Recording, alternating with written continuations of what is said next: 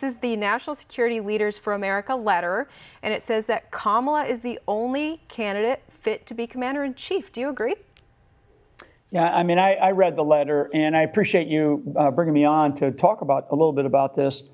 I mean, there is so many documented things that, number one, in Trump's case and in his favor, I mean, Trump never got us involved in a war. He was working to get us out of many of them. He brought the international prestige of the United States of America to one of the highest levels that we've ever had. He brought our military to one of the highest levels of achievement that we've ever achieved in decades.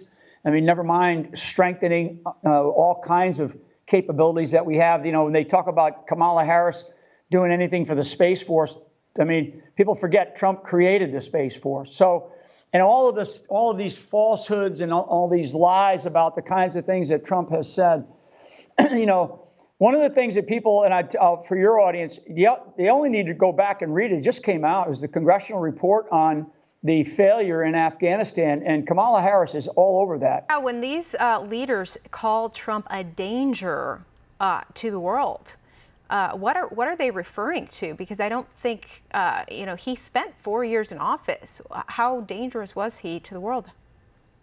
Yeah, I mean, what he did was he raised our stature globally. He raised our stature between our relationships with the Chinese, our relationships with NATO. Yeah, NATO had some frustrations with him, but what was he doing? He was causing NATO to foot the bill that they hadn't paid in over 50 years. Many of these countries hadn't paid, particularly Germany in specifically. So he caused these countries overseas to basically do the things that we have been doing for them for so many years. And it raised the international prestige and leadership. And you know, there's not a bad thing to be, when as president of the United States, to be a little bit uncertain and to provide a little bit of uncertainty to people like Vladimir Putin or President Xi in China or the Iranian Khomeini, you know, the Iranian leadership. You know, we want to keep them on their heels. Trump was able to do that. That's called international leadership. That's called global strategic leadership.